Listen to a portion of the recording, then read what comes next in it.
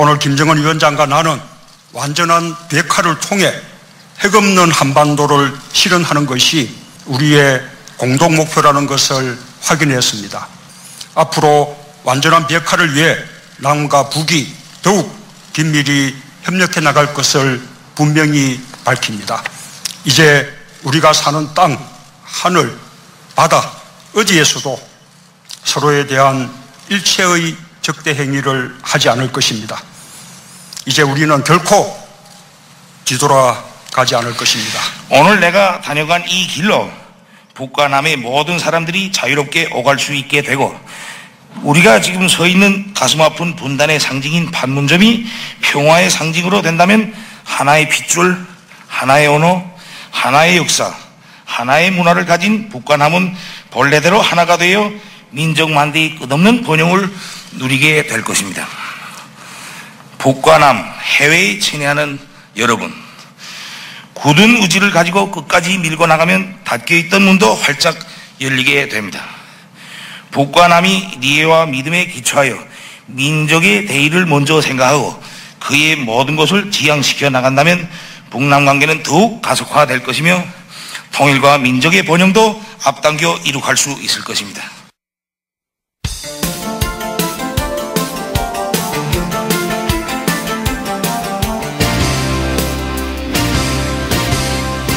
시사 자키 정관용입니다.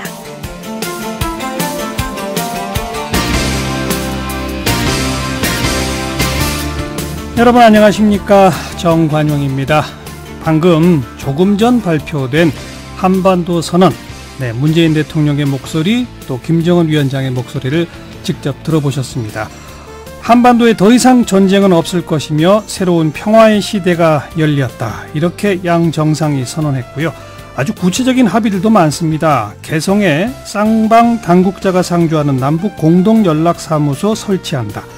8.15를 계기로 이산가족 친척 상봉 진행한다. 군사분계선 일대에서 확성기 방송, 전단 살포 등 모든 적대 행위를 중지하고 그 방송 기자재 등도 철폐한다.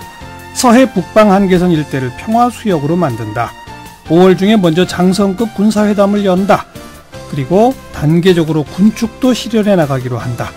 올해 종전을 선언하고 정전협정을 평화협정으로 전환해서 항구적이고 공고한 평화체제 구축에 함께 노력한다.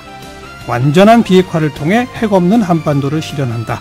그리고 문재인 대통령이 올해 가을 평양을 방문한다. 이런 세세한 합의들까지 다 이루어졌습니다. 오늘 시사잡기 정관용입니다. 남북정상회담 특집으로요. 잠시 후에는 오늘 공동선언에 대한 각 정당의 입장 차례로 들어보겠고요. 2부 시간에는 우리 청취자 여러분께도 마이크를 드리겠습니다. 서울 지역 전화 지역번호 02하시고 2061-8584번부터 8587번까지 2061-8584번부터 8587번까지 오늘 남북정상회담 그리고 판문점 선언 여러분 어떻게 보셨는지 여러분의 목소리 기다리겠고요. 서울대학교 통일평화연구원 서보혁 교수, 의제와 전략그룹 더모아 윤태권 실장과 함께 정상회담 이야기 정리도 보내드리겠습니다. 잠깐 광고 듣고 시작합니다.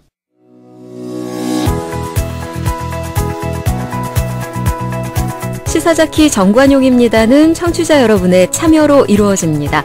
단문 50원, 장문 100원의 정보 이용료가 부과되는 문자 샵 1212로 보내셔도 되고요. CBS 어플리케이션 레인보우로는 무료로 의견 남기실 수 있습니다. 아주 편리하게 방송을 다시 들으실 수도 있는데요. CBS 레인보우를 통해서도 가능하고요.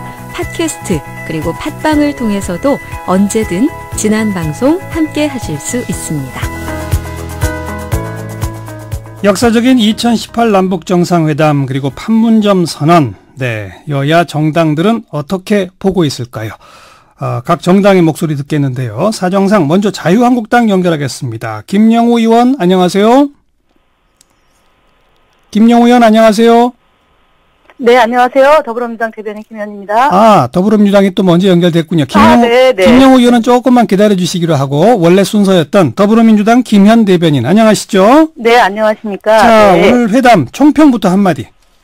일단은 문재인 대통령과 북한의 김정은 국방위원장이 합의한 한반도 평화와 번영 통일을 위한 판문점 선언은 역사적 쾌거이고요. 구체적인 실천 과제를 집대성한 역사적인 선언으로 보이고요. 8천만 교례가 뜨겁게 지지할 한반도 평화 정착과 공동 번영을 위한 이정표가 될 것이다라고 총평할 수 있겠습니다. 예. 특히 비핵화하고 평화체제 이런 부분들이 언급이 됐긴 했습니다만 언급된 수준에 대해서 어떻게 평가하십니까? 일단은 지난 6.15 선언과 14선언을 원상 회복시켰고요. 전 세계에서 우리 남북 간의 그런 긴장이 고조되고 있음에 대한 불안함을 해소했다고 봅니다. 예. 일체의 적대 행위가 중지되는 것이고요. 그리고 비무장지대의 실질적 평화지대화와 서해 북방 한계선의 평화수역 조성 이런 것은 우발적 충돌을 방지하기 위한 실질적이고 실효적인 조치다라고 보여집니다. 예. 그리고요. 또 비핵화 평화체제 이 부분은요? 그것도 마찬가지로 일단은 지금 종전선언까지는 아니다 하더라도 예.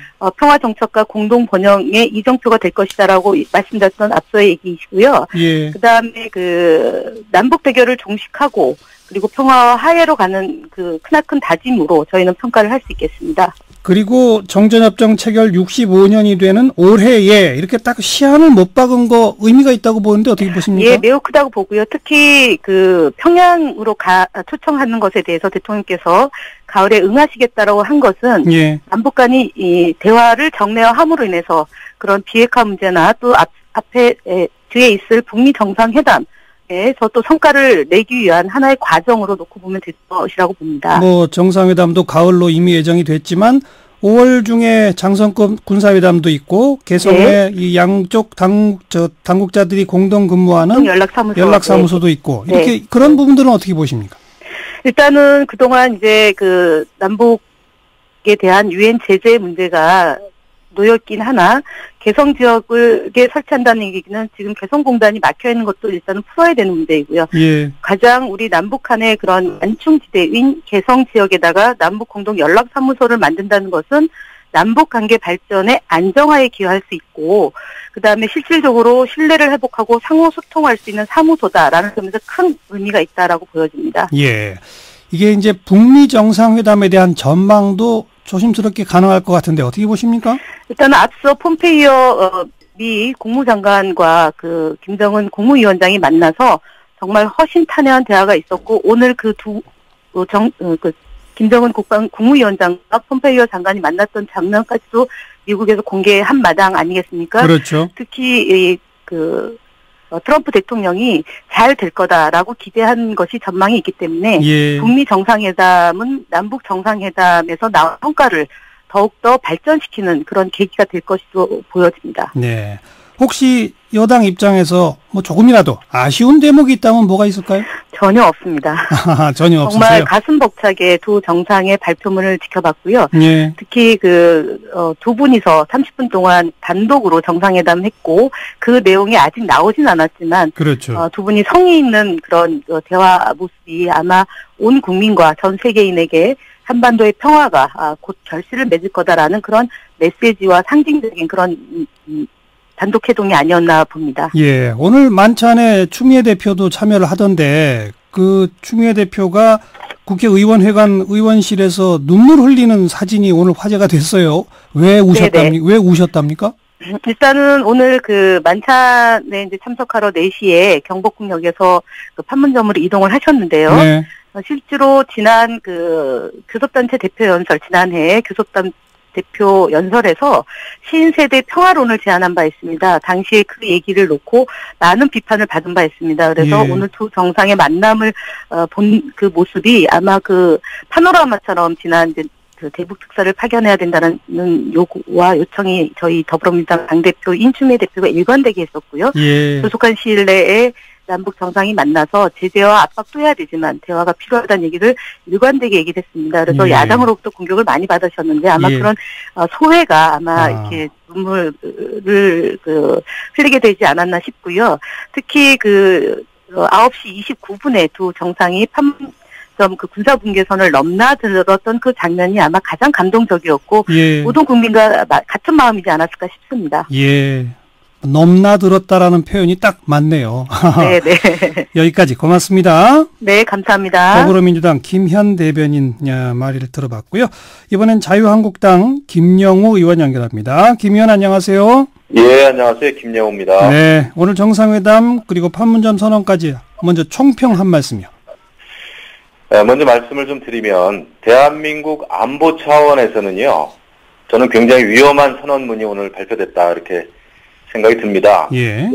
대한민국의 안보는 사실 중대한 시험에 들어갔다 이렇게 말씀드릴 수가 있겠어요. 왜냐하면은 예. 사실 이번에 남북 정상회담이 그렇게 중요했던 것은 또 기대를 모았던 것은 이제 북한의 비핵화 문제 아니겠습니까? 그렇죠. 그런데 그 공동선언문 보니까요. 제가 다 읽어보니까 현재 북한이 가지고 있는 핵무기를 어떻게 하겠다는 뭐 방향도 아예 없더군요. 그리고 예. 남과 북의 그냥 비핵화, 한반도 비핵화라는 아주 막연한 말만 있는데요. 추상적인 언어만 있는데요. 예. 지금 북한의 그 핵폐기라든지 이런 거에 대해서는 정말 이런 반구도 없다는 게 좀 굉장히 실망스럽고 예. 그다음에 중요한 대목이 몇 군데 눈에 띄더라고요. 네. 하나는 NLL을 포기했습니다. 보니까 서해 북방 한계선 일대를 이제 평화수역으로 바꿔서 뭐 충돌을 좀 방지한다 이렇게 미사역으로는 돼 있습니다만은 이거 예. 과거에 노무현 전 대통령하고 북한의 김정일하고 구상했던 그런 게 이제 완전히 실현이 되는 거죠. 예. 선언문대로 진행이 된다면. 예. 이것은 그 여전히 핵을 가지고 있는 북한이 우리 그 서해 이 NLL 이것이 이제 평화 수역으로 바뀌면은 예. 정말 이 서해는 우리 또 수도권하고 아주 가까운 곳인데 예. 저는 안보 차원에서는 굉장히 위험한 도박이다 솔직히 보고요. 예. 또 하나는 예. 군축을 하겠다, 단계적인 군축 실현을 위해서 노력하겠다라고 하는데 그렇습니다. 사실 원칙적으로는 핵 보유국하고 핵이 없는 우리하고 군축이 이게 균형 있게 맞춰질 수가 없습니다. 네. 왜냐하면은 여기서 재래식 무기 군축을 하면은 우리는 그냥 무장 해제하는 효과 그런 결과가 나타나는 것이고요. 예. 결국 문제는 북한의 핵을 어떻게 폐기하느냐인데 이거 예. 그냥 평면상으로 남북이 군축 협상에 들어가면 결국 우리만 무장 해제하는 것이다 이렇게 생각이 들고 또 마지막 한 가지 중요한 것은 이제 자주 통일하고 민족 자주를 민족 자주 원칙을 많이 강조를 했는데요. 그렇습니다. 결국 한반도 비핵화라는 이런 그 추상적인 개념을 쓰면서 네. 결국 북한은 아마 이 한반도 비핵화 즉 미국의 핵 우산 제공을 받는 이 대한민국 남한의 그 주한미군 이것을 결국 단계적으로 감축하고 철수하는 쪽으로 흐름을 잡아가지 않을까 이런 네. 생각이 듭니다. 그래서 결론적으로 총평을 하자면 예. 북한이 원하는 것은 다 얻어갔어요 이번에 한 방에. 왜냐하면 북한이 원하는 여러 가지 이 경제 교류나 이런 여러 가지 그 대규모적인 남북 교류를 통해서 예. 결국 이것이 가능하려면은 북한에 대한 국제사회의 대북 제재 이게 완화가 돼야 되죠. 철저하게 해야 되죠. 예. 그리고 과거 6.15 선언, 14선언에 담긴 여러 가지 북한에 대한 지원 이것을 한 방에 그냥 얻어갔다. 그래서 알겠습니다. 결국 굉장히 저는 좀 아주 섭섭한 이런 예. 선언이 아닌가 생각이 듭니다. 북한이 원하는 건 다 얻어갔고 우리 안보에는 굉장히 위험해진 그런 공동선언이라고 평가하셨는데. 네, 내용을 잘 들여다보면 그렇습니다. 근데 종전을 선언해서 평화협정으로 전환하는 걸 올해 안에 하도록 남북미 또는 남북미중 4자회담 개최를 추진한다는 대목은 어떻게 보십니까? 거기에 함정이 있는 겁니다. 아하. 그 연말까지고 그다음에 북한의 핵이라고 하는 것은 핵무기를 폐기하는 것은 그렇게 짧은 시간에 가능하지가 않습니다. 네. 그것은 뭐 세부적으로 자르면 한 5가지의 단계가 필요한데요. 예. 그거 그렇게 쉽지 않고 여전히 북한은 핵 무력 국가임을 선언한 상태에서 이 핵을 그대로 보유하는 상태에서 종전 선언만 한다. 또 이것을 평화체제로 바꾼다. 네. 그것은 말은 굉장히 좀 그럴싸하고 또 바람직해 보이나 예. 우리 대한민국의 안보 측면에서는 우리만 알겠습니다. 무장 해제하는 위험한 그런 상황이 닥칠 가능성이 커요. 앞으로 이어질 북미 정상회담에서 구체적인 핵 폐기에 대한 합의가 거기서 이루어지지 않을까요? 그건 어떻게 보세요? 저는 미국이 이 남북 공동 선언문, 판문점 선언문을 보고 굉장히 고민에 빠질 것이다 생각이 들고요. 이 선언문만 봤을 때는 미국이 원하는 뭐 CBID 이거에 대한 어떤 첫 단추 자체가 끼워지지 않았다 이렇게 판단하지 않을까요? 그래서 북미 회담의 걸림돌로 작용할 가능성도 있겠다. 네. 조심스럽지만 알겠습니다. 생각합니다. 여기까지 말씀드릴게요. 고맙습니다. 예. 자유한국당 김영호 의원이었고요. 이번엔 바른미래당 김철근 대변인 안녕하세요. 네, 안녕하십니까. 오늘 회담과 이 판문점 선언 평가해 보신다면요. 일단 뭐 그동안 중단되었던 다양한 그 교류를 활성화하고 상호 불가침 합의를 하고 이런 걸 통해서 한반도 평화체제를 구축하겠다는 거에 대해서는 결과에 대해서 긍정적으로 일단 평가를 합니다. 예.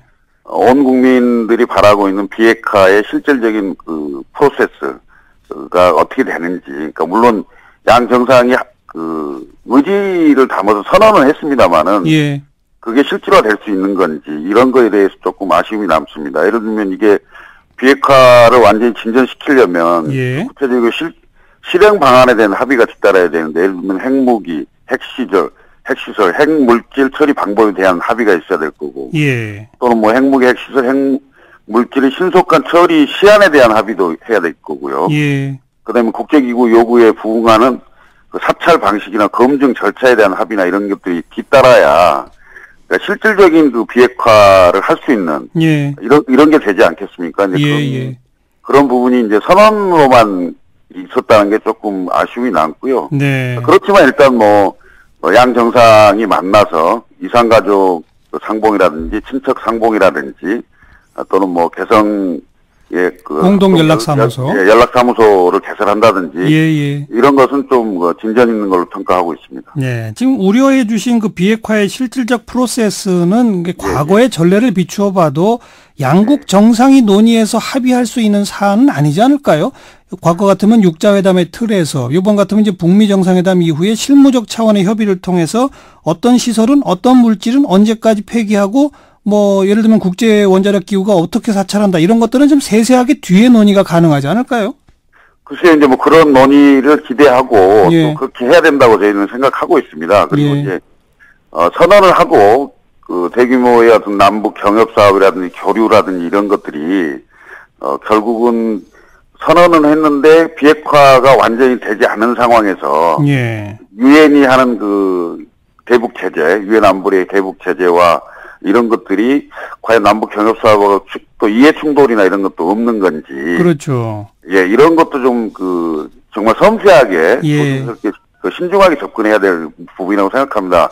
이게 그 우리가 이렇게 어느 굉장히 좋은 그 긍정적인 평가할 수 있는 부분도 있지만은 이게 선언만 하고 자칫 또 시간이 늘어지면서 북한이 항상 그 의도하고 있는 예를 들면 뭐 그 대북 제재 있지 않습니까? 그렇죠. 제재를 어떻게든 그 탈출해보고 하려고 하는 제재 완화 이런 거. 제재 완화의 출구를 이번 정상회담으로 또 활용하는 건 아닌지 이런 그 경계심도 가져야 된다 이렇게 생각합니다. 알겠습니다. 선언과 약속이 아니라 구체적 이행이 되는 걸 확인해 가면서 경제 협력을 하더라도 해야 한다 이 말씀으로. 고맙습니다. 감사합니다. 바른미래당 김철근 대변인이었고요. 이번에 민주평화당 대변인 최경환 의원 연결합니다. 안녕하세요. 최경환 의원입니다. 오늘 정상회담 또 판문점 선언 총평하신다면? 역사적인 합의입니다. 매우 훌륭한 합의이고 큰 진전이라고 생각합니다. 그래서 환영합니다. 근데 지금 자유한국당이나 바른미래당 같은 경우는 비핵화에 관해서 너무 추상적인 원칙만 합의했지 아무것도 약속받은 게 없다라고 비판하시는데 어떻게 보세요? 저는 그렇게 생각하지 않습니다. 남북이 한반도 비핵화를 공동의 목표로 오늘 합의를 했지 않습니까? 그것은 북한이 비핵화 의지를 표명한 것입니다. 완전한 비핵화 의지를 표명한 것이고 다만 국제사회 협력을 위해서 노력하자 이 문제를 해결하기 위해서 그렇죠. 이것은 다가올 북미 정상회담에서 그 구체적인 실천 로드맵을 만들겠다는 예. 그런 포석을 깔아놓은 것으로 예상했던 수순이고 그렇기 때문에 이건 아주 적절한 합의고 그 길로 나갈 수밖에 없다 이렇게 생각합니다. 예. 네. 그리고 그 합의문으로 이제 문서화돼서 발표된 오늘 이제 문재인 대통령이나 김정은 위원장이 낭독 형식으로 읽은 거는 조금 다른 버전이고요. 문서화된, 네, 문서화된 형태로 배포된 걸 보면 지금 그 완전한 비핵화 대목이 나오기 전 항목에 바로 종전선언, 그다음 평화협정, 그걸 위한 남북미 3자 또는 남북미중 4자회담 개최 적극 추진. 요게 이제 먼저 나오고 그 뒤에 완전한 비핵화가 나오거든요. 요 의미는 뭐라고 보세요? 그 종전선언과 평화협정 문제는 남북만이 할 수 있는 문제가 아니고 그러니까요. 그런 점에서 남북미 또 남북미중 4자회담을 하고 있잖아요. 예. 그 선언을 앞세운 것은 이 북한 핵 문제나 종전선언이나 평화협정 모든 문제가 이 국제사회 협력, 특히 미국의 협력 없이는 불가능하다는 것이죠. 그렇죠. 그런 점에서 그런 큰 틀의 합의 속에서 비핵화 문제를 해결하겠다 하는 것으로 아주 포괄적이고 역사적인 합의라고 생각합니다. 네. 평화협정과 비핵화라고 하는 걸 국제사회와 함께 일괄 타결한다. 네, 그렇습니다. 아주 비핵화만 되고 휴전 상태가 계속되고 대치 상태가 계속된다면 그것은 반감될 수밖에 없습니다. 합의가. 그런 점에서 평화협정과 비핵화가 동시에 합의됐다는 것은 대단히 중대한 의미가 있다고 생각합니다. 네. 그리고 이 개성에 이 쌍방 당국자가 상주하는 공동 연락사무소 설치한다. 그리고 가을에 문재인 대통령이 평양 가기로 이미 또 약속했다. 이런 것들은 어떻게 보세요? 이것은 우리 이 남북 관계에 있어서 저는 남북 연합의 초기 단계로 들어가는 매우 중대한 그 진전이라고 보고요. 개성에 연락사무소가 만들어졌는데 앞으로는 서울과 평양으로 연락사무소 또 대표부가 만들어진 것을 진전할 수 있다고 보고 남북 정상회담이 가을에 또 이루어진다는 것은 이른바 남북 정상회담의 정례화를 합의한 것으로 남북 관계 발전에 아주 획기적인 합의다. 그렇군요. 이런 큰 진전을 담보해 주는 거다 이렇게 이렇게 정리하고 있습니다. 혹시 좀 아쉽다 하는 대목은 없었습니까? 특별히 아쉽게 생각하는 부분은 없었는데요. 특히 그 이설주 여사도 오고, 때로 김영남 위원장도 오고 해서, 북한 전체가 이런 문제에서 합의하고 참여한 거에 대해서 큰 의의가 있고 더 이 합의의 이행에 대해서 이행과 실천에 대해서 큰 보장을 해주는 회담 분위기였다 이렇게 생각하고 있습니다. 알겠습니다. 박지원 의원 요 만찬에 함께 하시게 됐더라고요. 네, 그렇게 알고 있습니다. 여기까지 말씀드릴게요. 고맙습니다. 네, 감사합니다. 민주평화당 대변인 최경환 의원의 말씀까지 들었고요. 시간 관계상 여기서 일단 마무리 짓고 7시 5분 시작되는 2부의 정의당의 입장도 마저 듣도록 하겠습니다. 7시 5분 시작되는 2부에서는 청취자 여러분의 목소리를 듣겠습니다. 2061의 8584번부터 8587번까지 넉 대의 전화로 참여해 주시기 바랍니다. 2부에 뵙죠.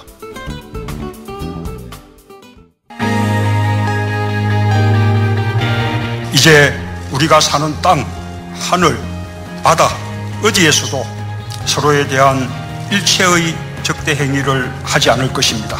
이제 우리는 결코 뒤돌아가지 않을 것입니다. 오늘 내가 다녀간 이 길로 북과 남의 모든 사람들이 자유롭게 오갈 수 있게 되고 우리가 지금 서 있는 가슴 아픈 분단의 상징인 판문점이 평화의 상징으로 된다면 하나의 핏줄, 하나의 언어, 하나의 역사, 하나의 문화를 가진 북과 남은 본래대로 하나가 되어 민족만대의 끝없는 번영을 누리게 될 것입니다. 문재인 대통령과 김정은 위원장의 목소리 다시 한번 들어보셨고요. 자, 오늘 정상회담에 대한 정치권의 평가 마지막 정의당 최석 대변인 목소리 듣습니다. 최 대변인 안녕하세요. 네, 안녕하세요. 정의당 대변인 최석입니다. 오늘 정상회담 또 판문점 선언 총평하신다면? 촛불이 열매를 맺었다라고 생각합니다. 네. 촛불로 이 문재인 정부가 탄생했고 어느 대통령보다 지금 현재 지지율이 높은데요. 국민으로부터 받은 이 강한 힘을 한반도의 가장 위험 요소라고 생각하는 북한과의 갈등을 해결하는 데 썼다. 그렇게 생각합니다. 예. 누가 그 자리에서도 아마 이보다 잘할 수는 없다. 그렇게 평합니다. 오늘 그 판문점 선언에서 제일 정의당이 좀 눈에 띄는 대목은 어느 대목입니까? 일단은 뭐 국민들이 가장 뭐 관심이 많았던 뭐 비핵화 부분일 텐데요. 예. 뭐 완전한 비핵화를 선언했고 그 점이 가장 의미 있다 그렇게 봅니다. 네. 그런데 자유한국당이나 바른미래당 같은 경우는 그 비핵화 부분의 표현이 너무 추상적이고 원칙적일 뿐이다. 완전한 핵 폐기에 대한 약속을 구체적으로 받아내지 못한 거 아니냐 이렇게 지적하던데 어떻게 보세요? 지금 지금 한국당, 자유한국당 같은 경우에 어떤 결과물이 나와도 만족하지는 않을 것 같은데요.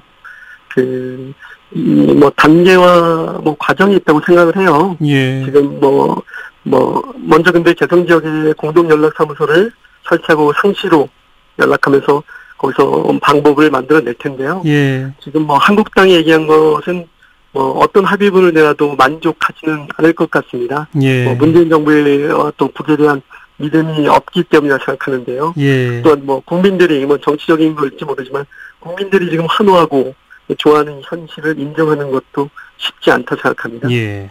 연내라고 하는 딱 시점까지 못 박아서 종전선언하고 평화협정 체제로 나가도록 국제사회와 노력한다. 이 대목은 어떻게 보십니까? 그거는 일단은 완전한 비핵화의 공동목표 확인 이렇게 또 문구를 넣었는데요. 예. 일단은 서로 의사가 같다라는 걸 확인했고 각기 자기의 책임과 역할을 다하기로 라고 또 문구를 적었는데 그렇죠. 일단 비핵화 목표를 위한 서로 의무를 규정했다고 생각하고요. 예. 국제사회의 지지와 협력을 위해 적극 노력하겠다. 이거는 일단은 외부의 지지를 끄는데도 같이 하고 그리고 또 혹시나 압박이 있다 그러면은 그것을 차단하는데도 예. 같이 하자. 이렇게 받아들여서 아주 만족스러운 합의문이라고 생각합니다. 그 북미 정상회담에서도 좋은 합의가 이루어질까요? 트럼프가 저는 지혜롭게 판단할 거라 생각하는데요. 예. 지금 어찌 보면은 지금 남과 북 그리고 미국이 어찌 보면은 지금 오늘의 합의문을 보고 아주 좋아하는 사람 중에 하나의 당사자가 저는 트럼프라고 생각합니다. 예. 잘 될 거라고 기대한다 이 말씀이네요. 예, 잘 될 거라 생각합니다. 혹시 오늘 정상회담에 좀 아쉬운 대목은 전혀 없습니까? 아쉬운 점, 아까 말씀하셨지만 같은 정상 내외가 같이 있었다고 한다면 그림이 좀 더 좋지 않았을까라는 그 정도 아쉬움이지 특별하게 내용에서나 그런 면에서는 없습니다. 알겠습니다. 여기까지 말씀드릴게요. 고맙습니다. 네, 고맙습니다. 정의당의 최석 대변인까지 여야 5개 정당의 목소리 다 들어봤습니다.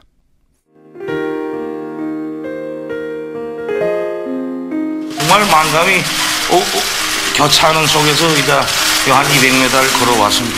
그래서 오늘 이 자리에서 평화 번영, 북남관계가 정말 새로운 역사가 씌워지는 그런 순간에 이런 출발점에 서서 그 출발선에서 신호탄을 쏜다는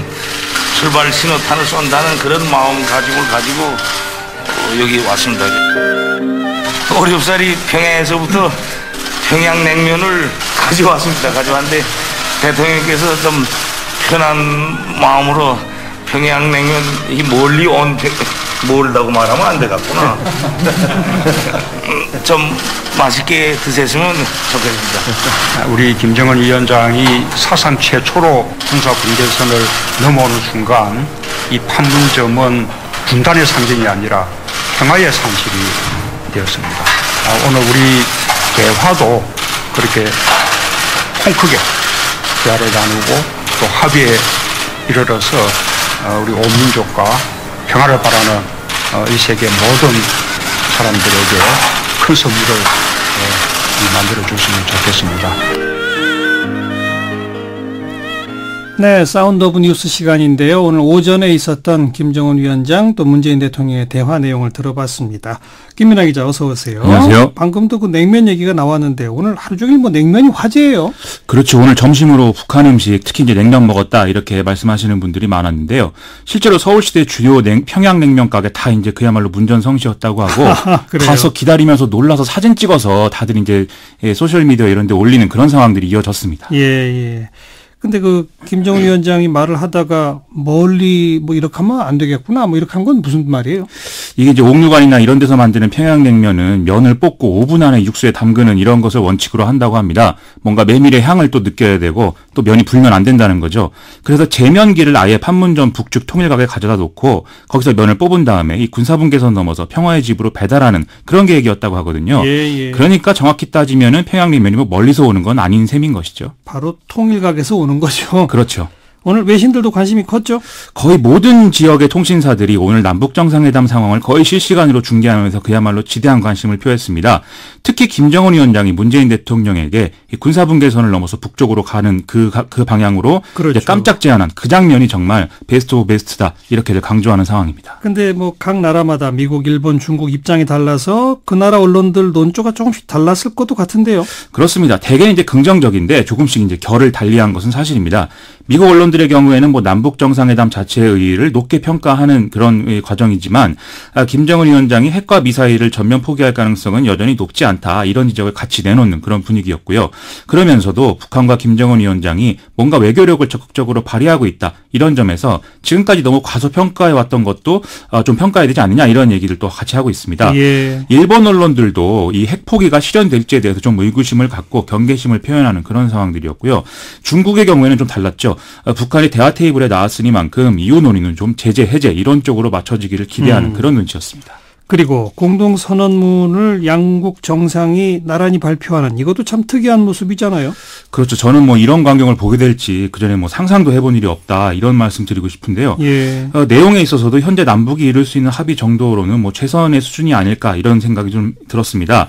뭐 개성의 남북 공동 사무소를 설치한다. 보통 이제 양국 어떤 그 양국 관계라고 하면은 양국의 수도에 설치하는 것인데 특별히 개성에 설치했다는 것은 국제제재 관련 논의가 진정될 경우에 개성공단 재개 이런 것들을 위한 복선이 아니냐 이런 해석이 가능할 것 같고요. 예. 또 이산가족 상봉도 원래는 류경호텔 종업원 탈북 문제 이것 때문에 북한이 좀 소극적인 태도였는데 전격적으로 또 수용했다 이렇게 볼 수가 있겠죠. 예. 그 외에 뭐 비무장지대의 비무장화에 대해서 평화수역 설치 이런 것도 성과라고 꼽을 수 있겠는데 뭐 앞에서도 말씀하셨지만 비핵화 관련해서는 뭐 완전한 비핵화 이 정도 표현이 들어갔다. 이 점은 좀 미진하다 이런 지적들도 하는 분들이 있죠. 그렇죠. 근데 이거 이상은 또 북미 대화에서 풀어야 될 문제가 아니겠습니까? 예. 정기적인 남북회담도 명시돼 있고 문재인 대통령의 가을 방북도 예정돼 있으니만큼 북미 회담 이후 국면 기대해 볼 만하다 이런 말씀 드리고 싶습니다. 비핵화 대목에 다소 아쉬움 이거는 결국 북한과 미국 사이의 핵 담판 이걸 예고하는 것이다. 지금 트럼프에게 줄 부분 남겨놔야 된다 이런 얘기를 하는 분들도 있습니다. 자, 남북 정상회담 소식 이 정도 정리하고 다른 뉴스 몇 가지 짚어봅니다. 어제 정선의 철광 사고 소식 전해드렸는데 추가 확인된 사실들 좀 정리해 주시죠. 어제 매몰자 한 명의 생사가 확인되지 않고 있다 이렇게 전해드렸는데 그 말씀을 드린 이제 조금 후에 이제 시신으로 발견됐다 이런 뉴스가 전해졌고요. 아하. 그래서 인명 피해는 3명 사망, 3명 중경상으로 최종적으로 확인이 됐습니다. 이런 가운데 오늘은 이제 사고 원인 등을 규명하기 위해서 유가족들이 참여한 가운데 현장 재조사가 또 진행이 됐다고 합니다. 뭐 사고 원인이 좀 밝혀지고 있나요? 이 생존자들의 증언을 보면은 발파 준비 작업을 하던 중에 굉음과 함께 머리 위에서 돌무더기가 쏟아졌다 이렇게 얘기를 하고 있다는 거거든요. 당시에 철광은 상부 갱도와 하부 갱도로 이루어져 있었는데 이 생존자들이 투입됐던 곳은 하부 갱도였고 또 발파 준비만 하고 있었지 실제 발파를 하지 않았다라고 하는 것이어서 예. 상부 갱도에서 폭발이 일어났다 이렇게 추정할 수 있는 부분입니다. 어허. 또 실제로 상황을 확인해 보니까 상부 갱도에서 환기용 갱도를 뚫기 위한 이 수직 굴진 발파 작업이 실제로 있었다고 하거든요. 그래요? 그렇다면 상부 갱도와 하부 갱도에서 동시에 작업을 진행한 게 일단 그것부터가 문제다. 이런 지적을 피할 수 없다는 것입니다. 상부에서 발파를 한다면 하부에 있는 사람들은 대피시키고 했어야 되는 거 아닌가요? 당연히 이제 그렇게 생각할 수밖에 없는 것인데요. 하부갱도의 생존자들은 상부갱도에서의 발파 준비 작업이나 뭐 작업 위치 이런 것들을 애초에 알지도 못했다. 이렇게 증언하고 있다고 하고요. 또 상부갱도에서 발파 작업을 한 노동자들도 하부갱도가 어떤 상황인지를 알지 못하는 그런 상황이었다고 합니다. 이것도 분명한 인재겠군요. 그런 평가를 피할 수 없습니다. 그 사고 후에 또 119 출동이 늦었다는 지적도 있던데요. 이것은 한덕철강 측이 사고 직후에 119에 신고하기까지 한 20분가량을 지체를 했다라는 것이거든요. 왜 이랬는지가 이제 의문이라는 것이고, 또 이 경우에는 광산 사고를 전담하는 광물공사 광산안전센터 광산구호대에 따로 신고를 하게 되어 있는데, 이것도 119 신고보다도 30여 분이나 더 지체를 해서 신고했다. 이런 점들이 지금 의문으로 제기가 되고 있습니다. 그래서 여기에 대해서는 왜 이렇게 됐는지는 추가 조사가 필요한 부분인 것 같습니다. 문제가 많네요. 그렇습니다. 철저한 조사가 있어야 되겠습니다. 다음 뉴스는? 오늘 남북정상회담에 눈이 쏠린 사이에 강원랜드 채용 비리에 연루된 혐의를 받는 자유한국당 권성동 의원이 피의자 신분으로 검찰에 소환됐다고 합니다. 검찰은 권성동 의원을 상대로 강원랜드 교육생 선발에 대한 부정청탁과 강원랜드로 하여금 지인들을 부정채용하도록 한 혐의, 또 수사 외압을 가한 혐의 등을 조사했다고 설명했는데요. 검찰은 뭐 조사 마치는 대로 사전 구속영장 청구를 검토할 계획이라고 밝히고 있습니다. 권성동 의원이 검찰 출신이죠? 그렇습니다. 또 지금 법사위원장 맡고 있고. 그렇죠. 그러니까 카메라에 안 찍히는 날 골라서 검찰에서 부른 거 아닙니까? 이제 그런 의문이 제기가 되고 있죠. 또 수사 외압 문제는 결국 검찰 자신에게 칼이 돌아갈 수밖에 없는 문제이기 때문에 이렇게 큰 뉴스가 있는 날 비공개 소환한 건 그게 뭔가 봐주기 아니냐 이런 얘기 나오는데요. 검찰 설명을 들어보면요. 권성동 의원이 의정 활동을 이유로 소환 일정을 바꾼 결과이다. 그리고 소환 마치고 나갈 때 카메라 앞에서 소회를 밝히게 할 것이다. 이렇게 설명한 것으로 보도가 됐습니다. 네. 아무리 봐도 이건 좀 문제가 있어 보이는데요. 그런 것 같습니다. 정봉주 전 의원도 오늘 또 경찰 조사 받았다면서요? 이 기자지망생 성추행 의혹 논란 뭐 이런 영향인데요. 오늘 오전에 피고소인 신분으로 경찰에 출석해서 약 7시간 동안 조사를 받았습니다. 기자들이 성추행 혐의를 인정하느냐라고 물었는데 그것은 고소 사유가 아니다. 이런 답을 남기고 이제 집에 갔는데요. 실제 오늘 출석한 것은 프레시안 기자 등 3명이 정봉주 전 의원을 출판물 등에 의한 명예훼손으로 고소한 사건에 대한 것이었습니다. 예. 자, 다음 뉴스는요? 오늘 국민연금기금운용위가 기금운용 투명성 강화 방안을 의결을 했는데요. 이 기금운용본부 산하 전문위가 지금보다 자세하게 회의록을 작성하고 또 의결권 행사 반대 이유를 구체화하기로 결정한 것입니다. 또 지금까지는 매년 지분율 5% 이상 종목만 투자 내역을 공개를 했었는데 앞으로는 이걸 전 종목으로 확대한다고 하고요. 이러한 조치는 국민연금이 2015년에 외압을 받고 삼성물산과 제일모직 합병에 찬성표를 던진 이런 일들이 재발되지 않도록 하겠다는 취지라고 설명하고 있습니다. 예. 그리고 박능후 보건복지부 장관이 이 자리에서 이 대한항공, 삼성증권 이걸 콕 집어서 언급했다면서요? 그렇습니다. 의결권 행사를 좀 적극적으로 해야 된다라는 내용이 이 스튜어드십 코드 도입의 필요성을 강조하면서 최근 상황을 얘기를 한 건데요. 대한항공 오너가 갑질혼란과 이 삼성증권 배당 사고 이게 주가에 부정적 영향을 줘서 국민연금의 장기 수익성이 하락했다고 볼 수밖에 없다. 이런 얘기인 거죠. 그렇죠. 따라서 스튜어드십 코드를 도입을 빨리 해서 기관 투자자들이 투명하고 독립적으로 주주권 행사를 책임있게 해야 된다. 이런 강조를 한 것입니다. 대한항공 오너 일가는 이 장관 이야기 들으면서 상당히 긴장할 수밖에 없겠는데요. 그렇습니다. 종수 일가 의혹은 계속 보도되고 있는 건데요. 휴가 비용을 판촉비나 접대비로 처리하고 회사 돈을 유용해서 평창돈 작태 보수공사에 썼다. 이런 내용이 이제 배임이나 횡령 혐의로 이어질 수 있는 부분 아니겠습니까? 그렇죠. 현재 국민연금은 대한항공 지분 12.68%를 보유해서 이제 2대 주주로 되어 있는데요. 만일 스튜어드십 코드 도입을 앞당기게 되면 국민연금이 공개적으로 주주 활동을 하면서 주총안권 통과를 위해서 다른 주주에게 의결권 위임도 요청할 수 있는 등 회사 경영에 더 적극적으로 개입할 수 있게 되는 것이죠. 예. 그룹 총수 입장에서는 그야말로 무서운 일이 아닐 수가 없습니다. 국민 돈 받아서 관리하는 국민연금 당연히 이렇게 했어야죠. 맞습니다. 당연합니다. 수고하셨습니다. 고맙습니다. 김민아 기자였어요.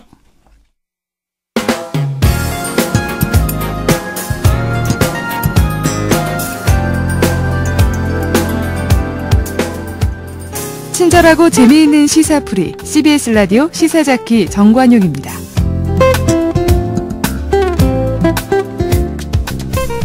남북정상회담 현재는 만찬이 진행 중에 있는 상황이죠. 자, 오늘 그 판문점 선언의 내용까지 종합적으로 정리하고 분석하면서 말씀 나눠보겠고요.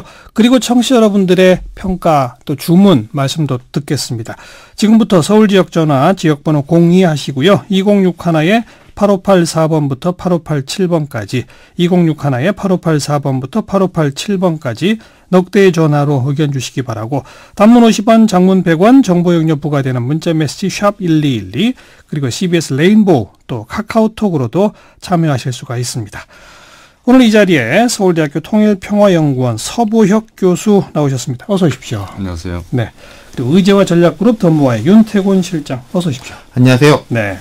서 교수님부터 오늘 아침부터 쭉 지켜보셨죠? 네, 지켜봤습니다. 오늘 하루를 좀 총평해 보신다면요. 네, 대결의 시대에서 평화의 시대로 가는 그런 분기점에 저희들이 오늘 전 세계를 향해서 저희 국민들이 두 정상들이 자기 의지를 밝혔다고 생각하고 상당히 감격스러운 날입니다. 판문점 선언의 내용에 대해서는 어느 정도 만족도가 있으십니까? 뭐 100점 만점에 몇 점? 이렇게 한다면? 한 90점 정도요. 네, 왜냐하면은 이 전체적인 내용은 지난 2007년 문재인 대통령이 당시 비서실장으로서 2차 정상회담 준비위원장으로서 관여했던 14정상선언의 내용과 큰 틀에서는 유사합니다. 예. 그리고 이제 비핵화와 평화체제 구축과 관련해서 평화협정에 대한 얘기가 있었고요. 그렇죠. 그래서 지난 10여 년 동안에 합의한 것이 이행되지 못하고 불신과 대결의 시대에 왔던 것에 대한 강한 성찰이 두 지도자 사이에 있었고요. 네. 그다음에 그것에 대해서 국민들과 동포들과 국제사회에서의 많은 어떤 걱정이 있었는데 이번엔 철저히 이행하겠다라고 하는 다짐을 또 약속을 했고요. 국제사회에서. 그다음에 북한이 김정은 위원장이 실제 외부에 국제사회 공개적으로 자기가 어떻게 보면은 대뷰하는 국제사회 전체를 향해서 그렇죠. 그런 점이 있어서 앞으로 북한 사회의 부드러운 변화를 기대할 수 있고 그 과정에서 평화와 번영의 과정에서 우리 정부의 큰 역할이 기대됩니다. 네. 윤태곤 실장도 평가 좀 해주시고 점수도 매기시고. 비슷한 느낌이고요. 이런 느낌이 들었어요. 사전 협의가 아주 내실 있게 잘 진행된 것 같다. 그렇죠. 보시면요. 1차 회담 끝나고 곧바로 이거 문안 작성, 성안 작성에 들어갔지 않습니까? 네, 오전 회담에서 끝난 그렇죠. 거죠. 오전 회담에서 끝난 것이고, 그리고 오전 회담에서 뭐 밀고 당기기가 있었다기보다는 사전 협의가 진행된 것에 대해서 확인하고, 뭐 약간 미진한 부분은 양 지도자가 이제 뭐 돌파해 나가고 그런 정도가 됐던 것 같아요. 과거의 정상회담, 제가 2차 정상회담 때도 이제 북한에 갔었는데, 그때 같은 경우에 보면은 이제 일정 같은 경우에도 사실상 어떻게 진행이 될지, 뭐 김정일 위원장이 올지 안 올지 그런 것도 조금 모르는 상황에서 깜깜이로 진행된 게 상당히 있었거든요. 그런데 지금은 그렇지가 않았다.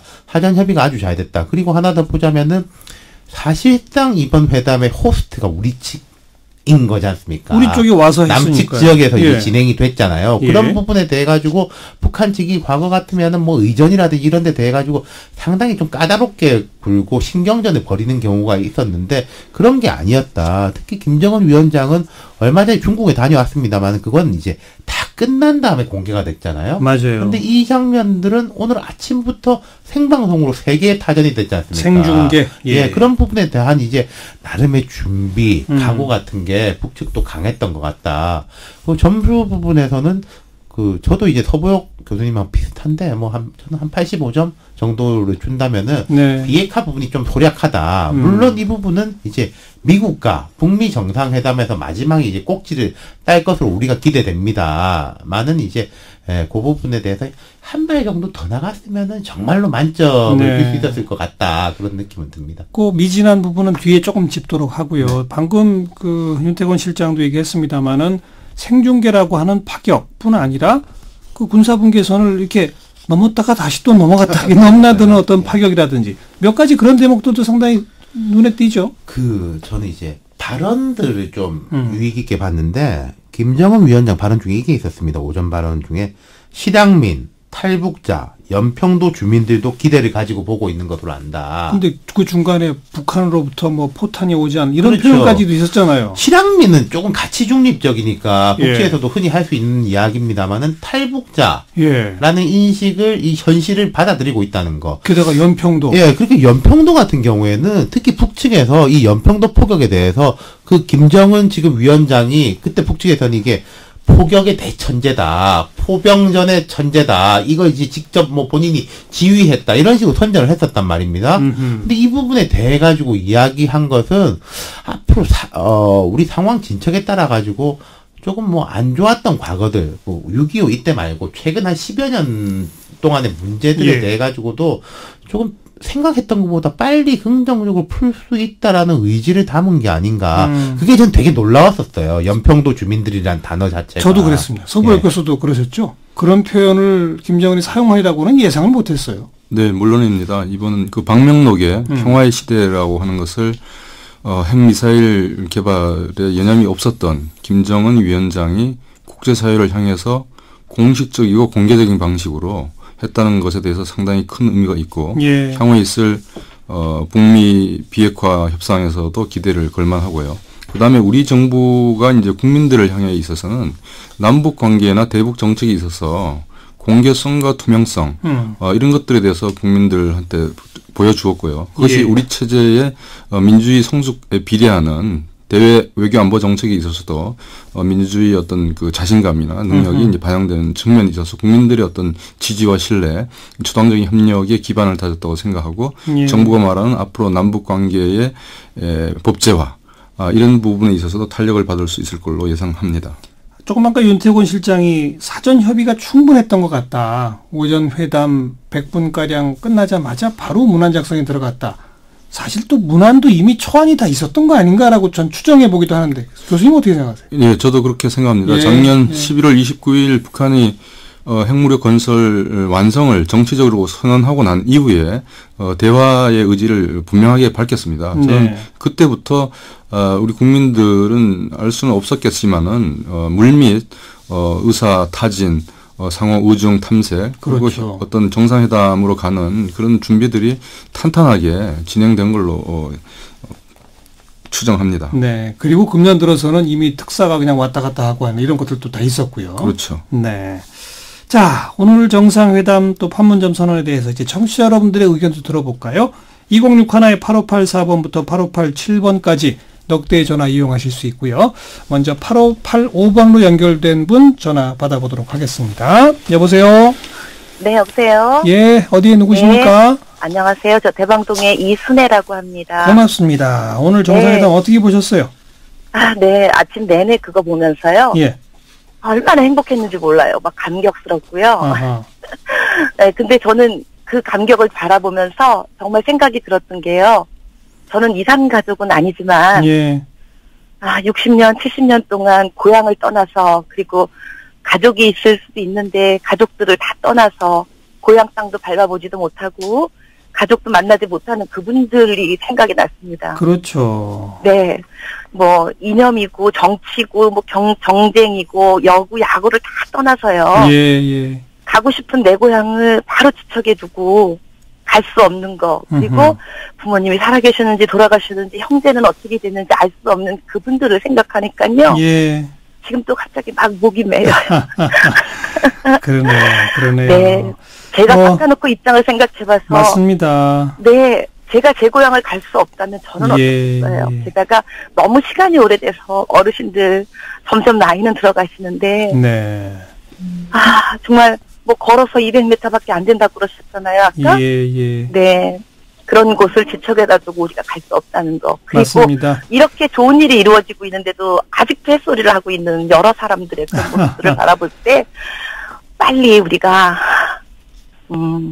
앞서 나가는 국민이 되고 깨있는 국민이 되어야 되겠다는 생각이 들고요. 이산가족 언급하셨는데 8.15 계기로 이산가족과 친척 상봉한다니까요.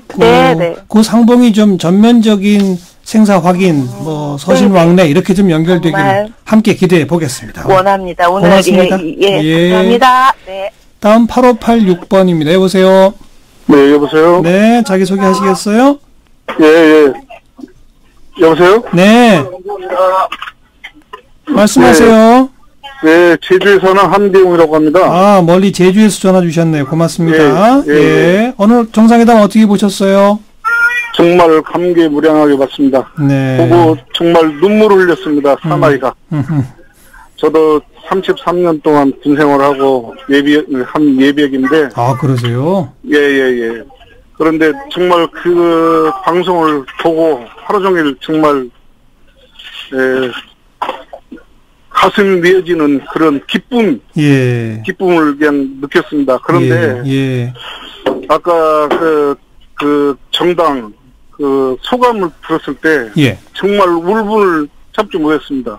아직도 그 정말 그 안보라는 그거를 같이 세워서 지금도 정신 못 차리고 안보 장사를 하고 있는 사람이 그 정당이 있다는 걸 생각했을 때 정말 과연 저 정당들은 어느 나라 정당인가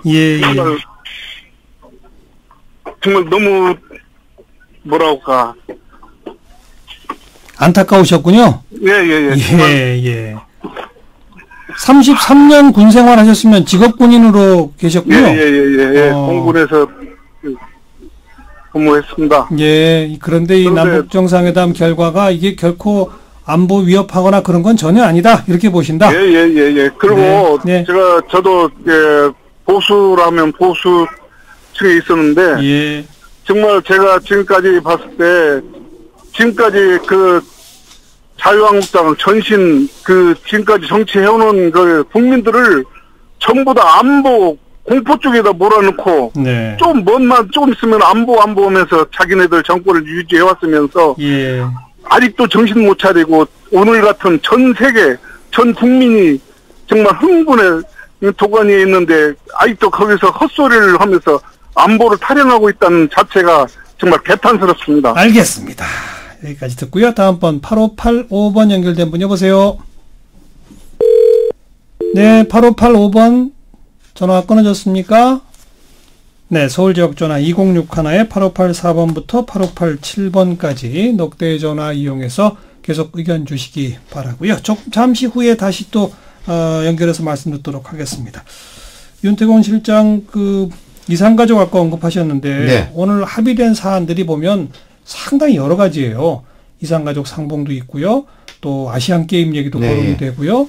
또 서해 공동 평화 수역 이런 얘기도 있고요. 그리고 이제 동해 쪽으로 이제 도로하고 철도 연결시키는 이런 것들이 있죠. 세부적인 것도 꽤 많죠. 14남북 정상회담 때도 사실 이게 거의 이제 비슷한 느낌이 들어요. 그때는 이제 그 다음에 이제 북경 올림픽 공동 응원단 이런 것까지 있었거든요. 근데 이게 지금 보면은 1조 6항, 2조 3항, 3조 4항 해가지고 총 13항인데 어떻게 보면은 앞에 있는 12항은 3조 4항 이 비핵화 부분에 대해 가지고 조건에 걸려 있다라고 볼 수도 있는 거겠죠. 근데 이제 앞에 이제 다른 야당들도 그런 우려를 했는데 과거에도 좋은 이야기 많이 했는데 결국 잘 안 되지 않았냐. 저는 이런 우려도 충분히 하실 수 있다고 봅니다. 그런데 이런 건 없을 것 같아요. 무슨 말이냐면은 북한이 한 2년 3년의 시간을 벌어가지고 경제적으로 실리를 챙기면서 뒤로 핵개발하는 거 아니냐. 이번은 되게 짧지 않습니까? 5월에 북미 정상회담이 예정돼 있고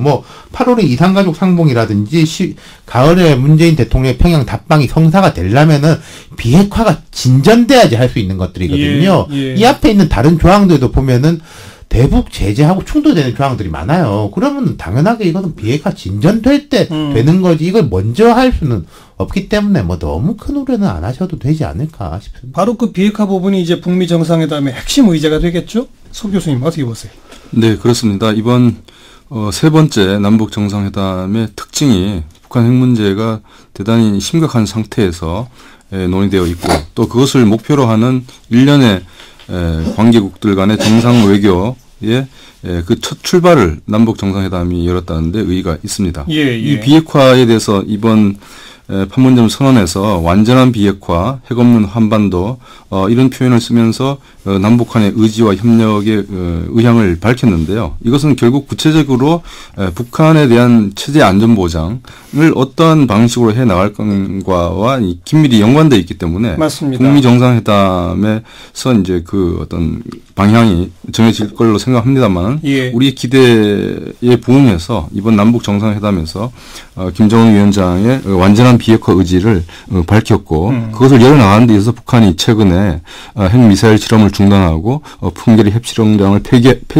한다고 하는 그런 것을 밝혔기 때문에 일단 출발은 좋다고 말할 수 있겠습니다. 예. 바로 그 대목도 오늘 그 합의문에 남과 북은 북측이 취하고 있는 주동적인 조치들이 이렇게 표현을 했어요. 그게 핵실험 미사일 발사 안 한다, 풍계리 핵실험장 폐기한다 이렇게 딱 지적한 거 아니겠습니까?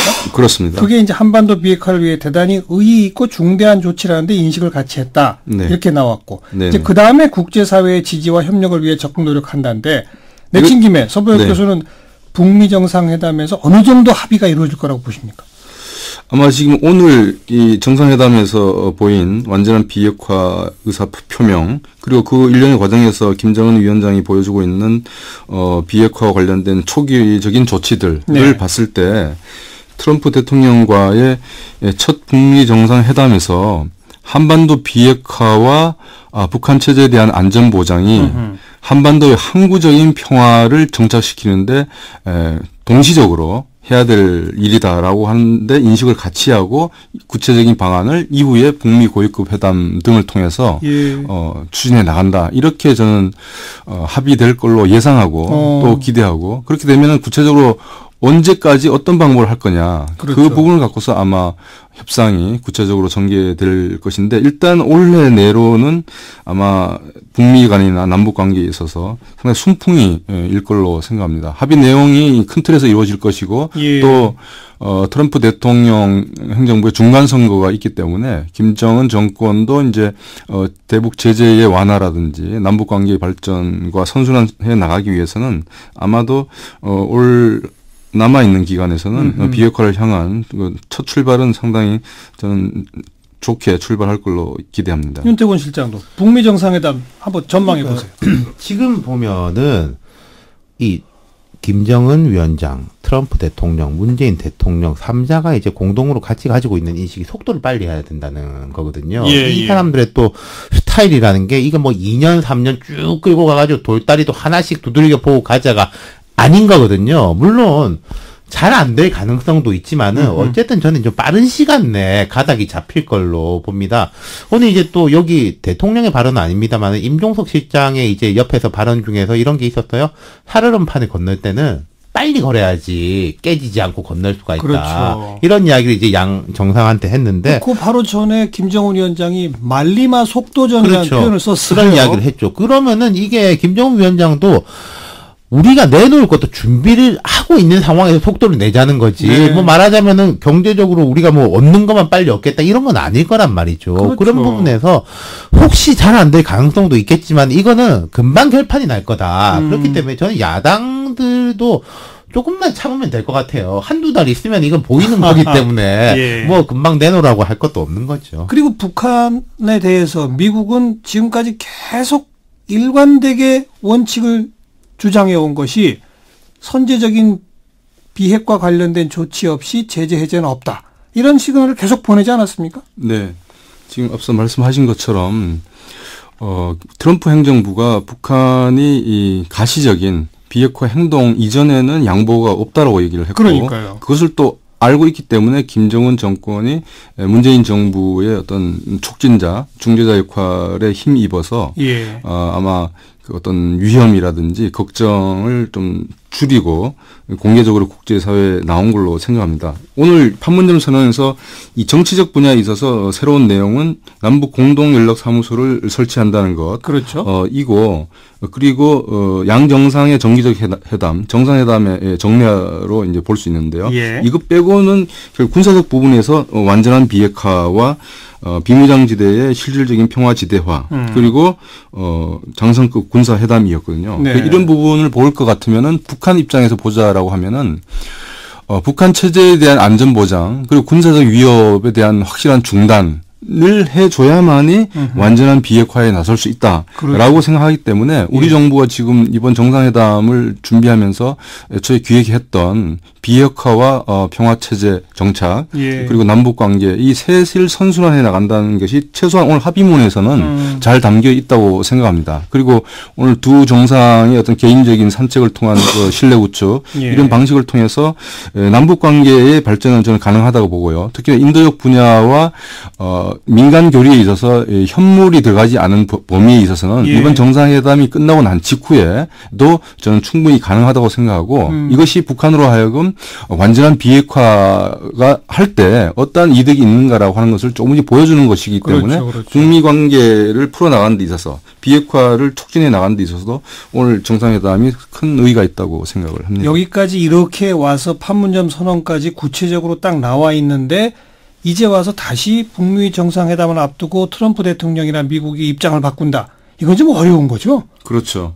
이미 그 폼페이오 국무장관 내정자가 의회 청문회에서 종이장, 다시 말해서 평화협정이라든지 이런 것만으로 북한의 우려를 우리가 해결할 수 없다, 어렵다라고 하는 걸 솔직히 인정했거든요. 따라서 실질적인 체제의 안전 보장을 해줄 수 있는 방안이 뭐냐? 그게 이제 군사적 방법과 경제적 방법, 외교적 방법이 있다고 할 경우에 그 부분에 대해서 트럼프 행정부도 완전한 비핵화를 끌어내기 위해서는 뭔가 구체적인 대가, 이 보상이 있어야 된다는 걸 알고 있기 때문에 아마도 이번 북미 정상회담을 통해서 통큰 합의가 이루어지지 않겠느냐 기대를 해봅니다. 방금 서보혁 교수가 잠깐 언급하셨는데 두 정상이 이렇게 산책해서 그다음에 둘이 앉아가지고 한 30분 얘기했잖아요. 무슨 얘기했을까요? 이게 참 극히 이례적인 게요. 1차 남북 정상회담 때 그 순안공항에서 김대중 대통령 차에 이제 김정일 위원장이 같이 타가지고 갔지 않습니까? 그거 가지고도 나중에 이제 시비를 거는 사람들이 꽤 있었거든요. 둘이서만 무슨 이야기 했냐. 보통 정상들이 이렇게 단둘이 있는 경우가 드무니까. 근데 그 이야기를 했다는 것은 저는 자신감의 표현인 것 같아요. 일단은 둘이서 이야기할 수 있다. 그리고 그거를 발언은 공개가 안 됐지만 모습은 카메라로 잡혀 있었지 않습니까? 다 담았죠. 그리고 저도 이제 무슨 이야기를 했을지 모르겠습니다만은 뭐 아마도 문재인 대통령이 그런 거 아니겠습니까? 정말로 좋은 기회다. 이 기회를 놓치지 말아야 될 것이다. 뭐 김정은 위원장도 뭐 나도 그렇게 생각하고 준비가 돼 있다 이런 것이었고 주변국들은 아마 그 부분이 제일 궁금하겠죠.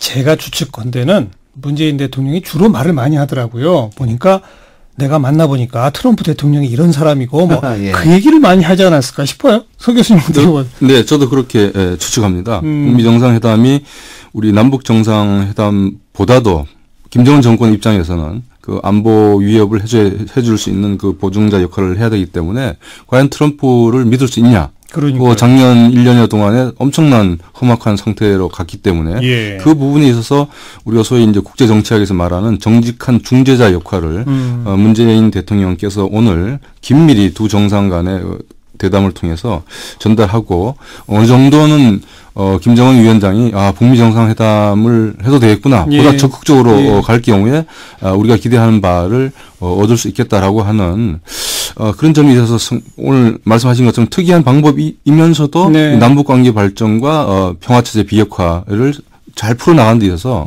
오늘 공식 비공식 또는 이 다자적 정상회담과 두 분의 양자적 방식이 잘 오늘 조화를 이루었다고 생각합니다. 그래요. 그리고 이 판문점 선언에 뭐 보수 정당 등등에서 비핵화 부분이 너무 약하다라고 하는 그 언급에 대해서 결국 오늘의 정상회담은 곧 있을 북미 정상회담과 연동해서 해석할 수밖에 없고 북미 정상회담에서 바로 그 문제를 중심적으로 논의하고 풀 것이다라는 예고편 뭐 이렇게 좀 해석해 볼 수 있겠다는 그런 생각이 들고요.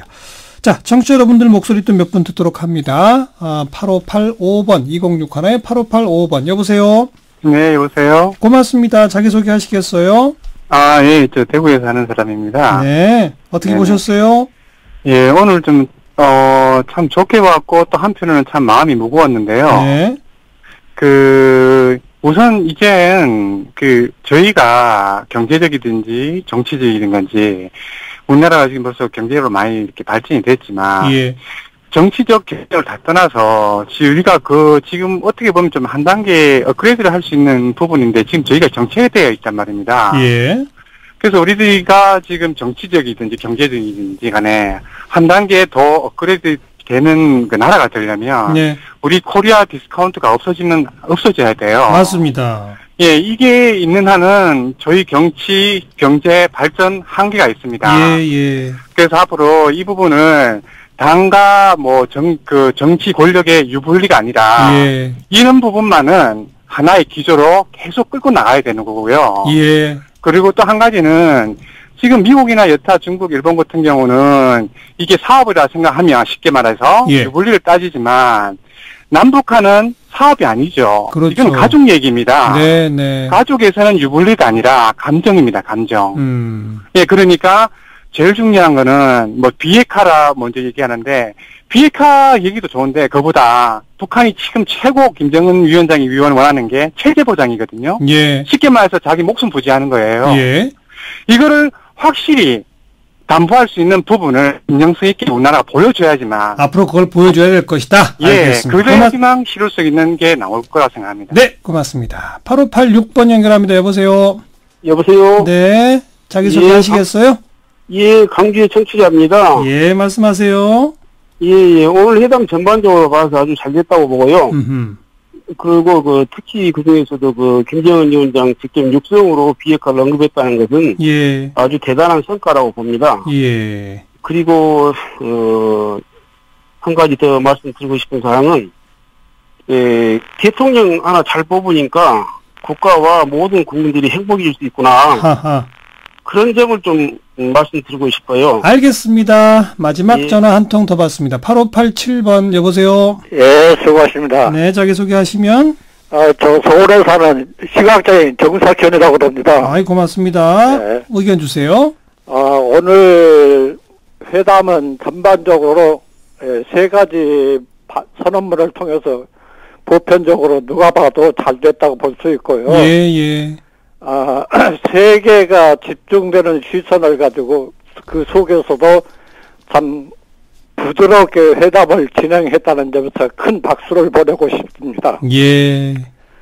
큰 박수 보내신다는 의견 말씀까지 마저 듣도록 하겠습니다. 대체로 정상회담에 대해서 긍정적 평가들을 많이 해주고 계시고요. 문자 주신 분들도 5508번께서 흥남부두에서 마지막 배 타고 홀로 내려오셔서 이산가족 신청해 놓고 기다리시다가 심장마비로 돌아가신 친정아버님이 생각납니다. 하루빨리 이산가족 상봉을 상시할 수 있기를 빕니다. 더 이상 정치적으로 이용돼서는 안 됩니다. 또 강한영님, 우리 미래세대를 생각하니 가슴 뿌듯합니다. 지구상 마지막 분단 국가의 서름이 오늘 조금 치유받은 듯해서 좋습니다. 좀 아쉽다는 의견도 있어요. 8551번님, 제일 중요한 완전한 비핵화에 대한 확실한 로드맵 없이 선언만 한 것으로 보입니다. 구속력이 없고 아무 의미가 없는 겁니다. 2809번님, 이대로라면 환영이겠지만 그들의 속셈 어떨까요? 통일 물론 좋죠. 그러나 김정은 지금 자기가 누리는 모든 것을 내려놓을까요? 이런 의견들도 눈에 띕니다. 서보혁 교수, 윤태권 실장도 오늘 전반적으로 정리하면서 마지막 한 말씀, 서보혁 교수님. 네, 이번 판문점 선언은 한반도에서 소극적 평화를 확립하고 적극적 평화로 나아가기 위한 큰 전환점이 되었다. 전쟁의 위협을 없애고 또 관련해서 비핵화를 실현해 나갈 수 있는 큰 징검다리를 남북이 만들어내고 국제사회에 확실한 의지를 보여줬다는 점, 그리고 남북 관계 개선과 북미 관계 개선을 조화롭게 추진해 나가는 데 있어서 우리 정부의 리더십 아주 돋보였다고 생각합니다. 예, 앞으로의 과제 한 말씀만 주신다면. 앞으로는 역시 이번 정상선언 내용은 다 좋습니다. 예. 그래서 지난번 두 번의 실패의 경험을 해갖고 두 정상이 이행해 나가는 데 있어서 확실한 진정성을 보여줬으면 좋겠다는 것이고요. 비핵화 부분에 있어서도 완전한 비핵화를 해 나갈 수 있는 그 방법에 대해서 창의적인 의견을 냈으면 좋겠습니다. 네, 윤태권 실장도 마무리. 71년 7.4 남북 공동성명 이래 47년이죠. 그 남과 북의 국민들, 민중들의 가슴을 뛰게 하는 선언들, 만남들은 정말 많았었어요. 많았죠. 근데 또 금방 실망으로 돌아서고 했는데 뭐 누구 책임이냐를 떠나가지고 지금 이게 진행이 되려면 세 가지가 필요합니다. 북한의 변화, 그다음 우리 이제 내부의 정치적인 합의, 그리고 이제 주변국의 축하까지는 아니더라도 인정까지 가는 거겠죠. 그럼 저는 이제 야당이 이제 철이 없다 뭐 이런 말은 뭐 해봤자 별로 소용이 없을 것 같고 여권이나 이쪽에서 북한하고도 이렇게 공을 들였는데 네. 야당에다 조금 더 공을 들이는 게 맞다고 생각을 해요. 예. 이게 책임진 사람이 더 애를 써야 되는 거니까 그게 필요할 것이고 그리고 주변국 같은 경우에도 동서독이 통일될 때 미소가 처음에 이제 찬성을 하고 독일 국민들은 다 찬성했지만 그게 정말 힘들게 풀어갔던 게 프랑스나 영국 같은 나라들이 어떻게 생각할까 문제였거든요. 맞습니다. 저는 그러니까 뭐 예컨대 특히 일본에 대해 가지고 우리가 뭐 너무 과도하게 지금 단계에서 각을 세울 필요가 있겠냐 그런 생각도 듭니다. 어쨌든 일본도 아우를 수 있는 예. 큰 넓은 시각을 가지는 게 좋겠어요. 윤태곤 실장은 야당과도 함께 국제사회와도 함께 이제 이걸 강조해 주셨는데 어차피 비핵화 프로세스에 가면 남북미 3당사자만으로 불가능하죠. 결국은 이제 과거 육자회담과 같은 그런 다자 틀이 가동되지 않을 수가 없을 것이고 그런 것들이 있을 수 있게끔 우리 정부가 선도적으로 주변국들과의 노력을 해달라. 네. 이런 주문의 말씀으로 듣도록 하겠습니다. 자, 서울대학교 통일평화연구원 서보혁 교수, 의제와 전략그룹 더모아의 윤태곤 실장 두 분 오늘 고맙습니다. 수고하셨습니다. 감사합니다.